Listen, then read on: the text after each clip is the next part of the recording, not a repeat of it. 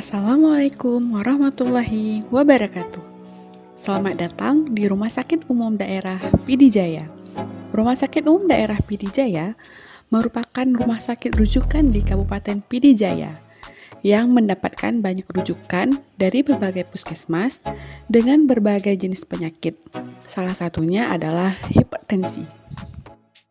Berikut adalah cuplikan video yang menampilkan kasus hipertensi dengan komplikasi stroke.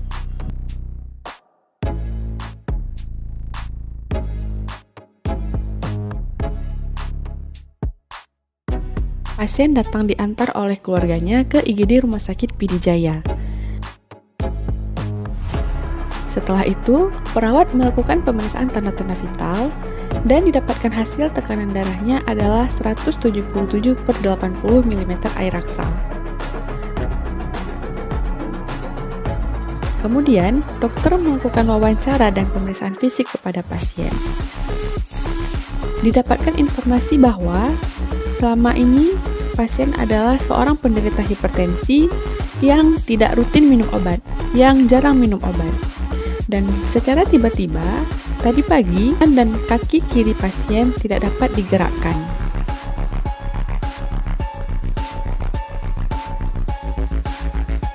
Dan setelah menjelaskan bagaimana kondisi pasien saat ini, dokter akan melakukan tata laksana awal di IGD dan juga akan merencanakan untuk melakukan pemeriksaan penunjang yang dibutuhkan untuk membantu penegakan diagnosis daripada pasien tersebut. Nah, setelah kita menonton cuplikan video yang tadi, mari kita dengarkan penjelasan dan pendapat dari dokter spesialis kita terkait apa itu hipertensi.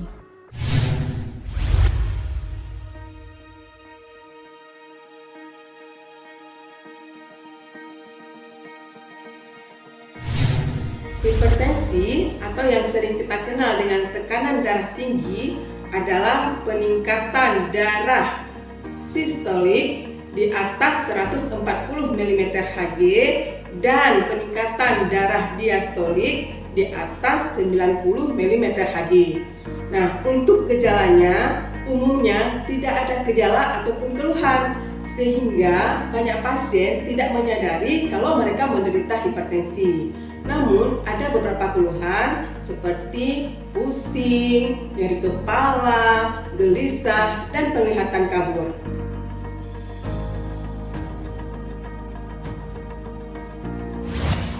Penyebab hipertensi dibagi ke dalam dua kelompok, yaitu penyebab atau faktor risiko yang tidak dapat diubah dan faktor risiko yang dapat diubah. Yang mana saja yang tidak dapat diubah? Yang tidak dapat diubah seperti umur, jenis kelamin, dan keturunan. Sedangkan yang dapat diubah seperti mengurangi merokok, mengurangi konsumsi garam yang berlebihan, menghindari stres, melakukan aktivitas fisik 3 kali dalam seminggu, dan lain-lain.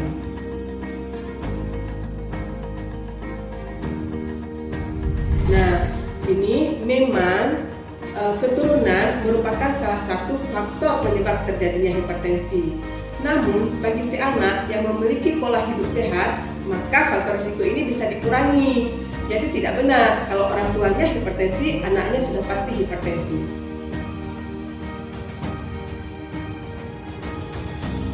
Nah, untuk orang tua, kalau sudah terkena hipertensi, sebenarnya tidak normal, walaupun itu merupakan salah satu faktor penyebab risiko hipertensi adalah usia. Tapi tetap harus diobati karena terbukti dia bisa menyebabkan komplikasi yang bisa menyebabkan kematian.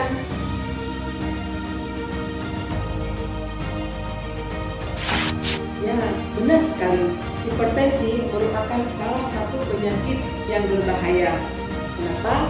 Karena walaupun hipertensi tidak menunjukkan gejala khas, tapi komplikasi pada penyakit hipertensi ini sendiri bisa menimbulkan kematian. Jadi sangat berbahaya. Ada beberapa komplikasi pada penyakit hipertensi, yaitu bisa menyebabkan gagal ginjal, bisa menyebabkan stroke, bisa menyebabkan kerusakan pada mata, dan bisa terjadi gangguan pada jantung dan pembuluh darah.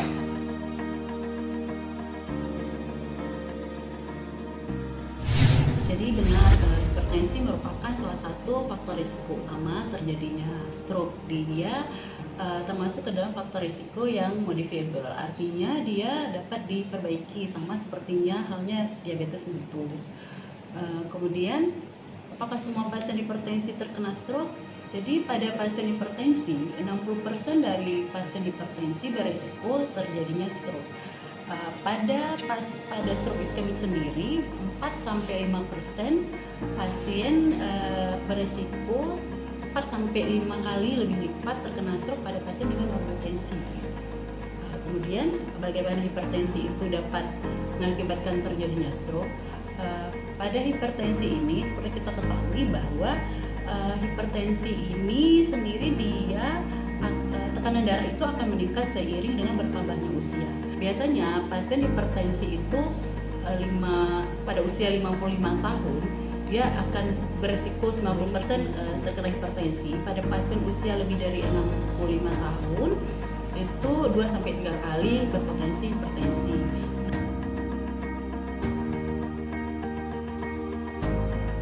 Bagus sekali pertanyaannya. Jadi selain stroke, hipertensi ini pada neurologi itu dapat mengakibatkan terjadinya yang namanya ensefalopati hipertensi. Apa itu ensefalopati hipertensi? Jadi pada pasien-pasien hipertensi, apabila terjadi biasanya pada pasien hipertensi kronis. Jadi pasien-pasien yang hipertensi kronis dia biasanya kadang dia suka menghentikan ketika dia merasa tensinya sudah bagus, dia suka menghentikan sendiri pemberian obat antihipertensi. Akibatnya ketika terjadi peningkatan tekanan darah mendadak, maka dia akan terjadi ensefalopati hipertensi. Bagaimana kita menegakkan ensefalopati hipertensi ini sendiri? Apabila kita sudah bisa menyingkirkan diagnosa lain, misalnya kan gejalanya karena hampir sama. Biasanya kita setelah kita lihat dia bukan gejala klinisnya nggak ada ke arah stroke atau penyakit lainnya di neurologi. Biasanya dia terjadi pada pasien dengan tekanan darah di atas 220/120.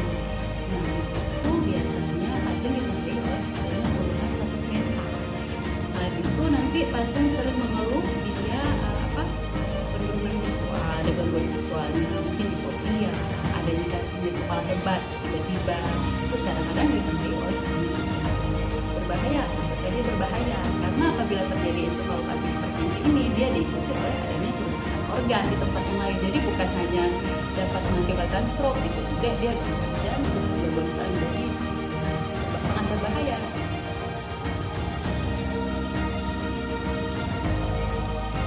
Jadi pada pasien stroke, jadi yang harus mungkin itu ada edukasi kita ya ke pasien bahwa pada pasien stroke dan hipertensi itu sudah otomatis.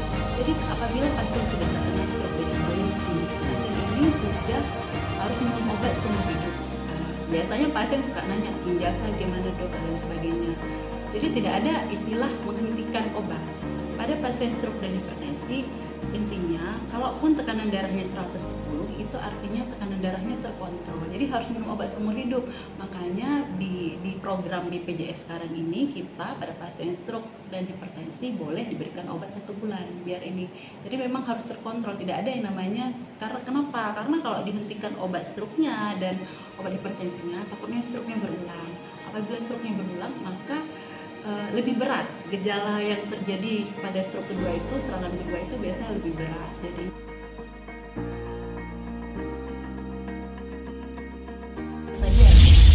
intinya sebenarnya kalau untuk pencegahannya itu sama seperti penyakit yang lainnya, bahwa menurut AHA, American Heart Association, jadi untuk primary prevention stroke itu sendiri pada pasien hipertensi disarankan pada pasien yang hipertensi, itu disarankan untuk selalu screening tekanan darah. Tekanan darahnya harus selalu di screening. Jadi dia minum obat teratur, pasien minum obat teratur, terus pola hidup sehat, modifikasi gaya hidup, ada olahraga dan sebagainya. Itu kalau level evidence base kita itu kelas A PBM-nya, evidence base-nya. Terus kalau misalnya pasiennya prehipertensi dengan tekanan diastoliknya kurang dari 89 sampai 90 itu biasanya juga paling tidak setahun sekali pasien harus melakukan pemeriksaan tekanan darah biar dia tahu tekanan darahnya berapa, sehingga kita bisa mencegah terjadinya stroke. Intinya sebenarnya pola hidup sehat, minum obat yang teratur, rutin kontrol,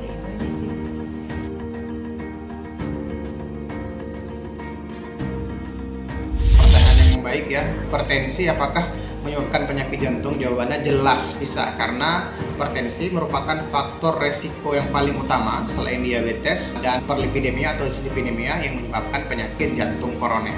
Nah, kenapa itu bisa? Karena tekanan darah yang tinggi yang terjadi secara terus-menerus tanpa adanya terapi ataupun kontrol dari pasien, maka akan menyebabkan kerusakan lapisan endotel ataupun pembuluh darah pada pasien. Sehingga jika hal ini terjadi secara terus-menerus, dia akan menyebabkan kerusakan endotelium ataupun lapisan endotel, sehingga akan menyebabkan menyumbatnya aliran darah pada pembuluh darah koroner jantung yang pada gilirannya akhirnya akan menyebabkan penyakit jantung dan pembuluh darah.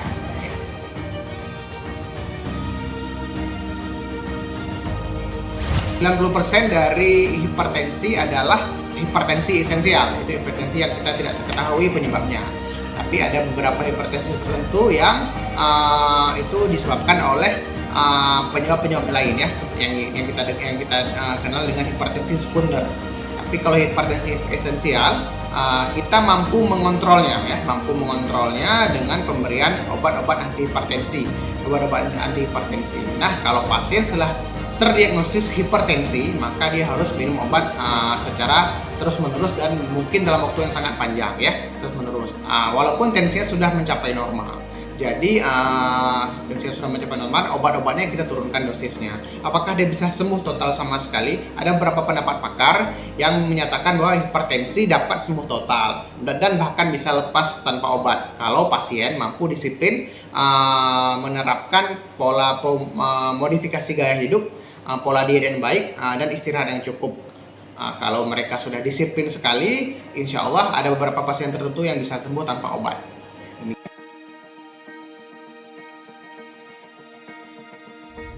Oke, terima kasih, bagus sekali pertanyaannya.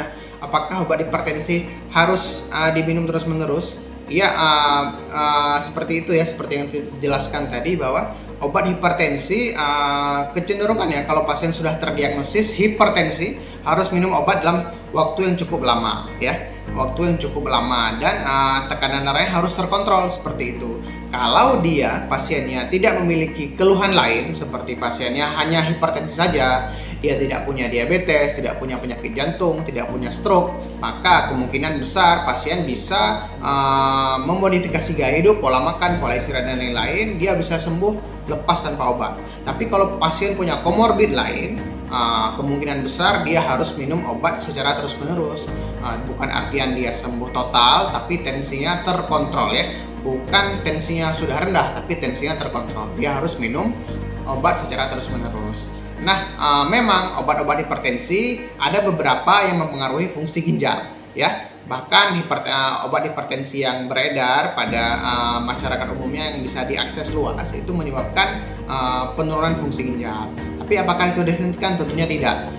Maka seyogyanya pasien-pasien dengan konsumsi obat hipertensi yang jangka lama harus memeriksakan fungsi ginjal secara berkala 3-6 bulan sekali.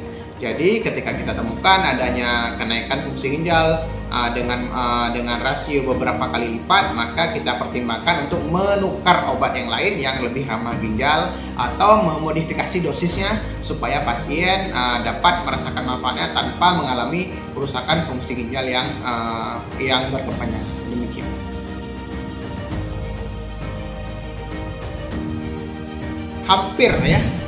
Hampir rata-rata pasien yang terdiagnosis hipertensi pada stadium awal tidak memiliki gejala apapun. Jadi jangan menganggap bahwa pusing-pusing itu harus khas hipertensi.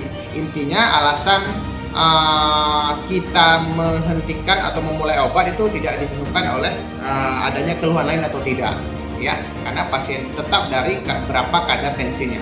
Kalau tensinya sudah mencapai normal 120 misalnya, tetap harus minum obat hipertensi dengan dosis yang diatur kembali ya, dikurangi atau dimodifikasi.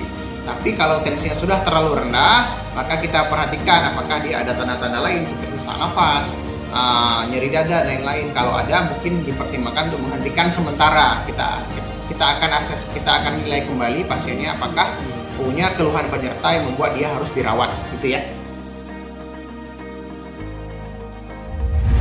Ya, balik lagi ke cara yang tadi ya, bagaimana mencegah supaya tidak terkena hipertensi. Ya, modifikasi gaya hidup ya.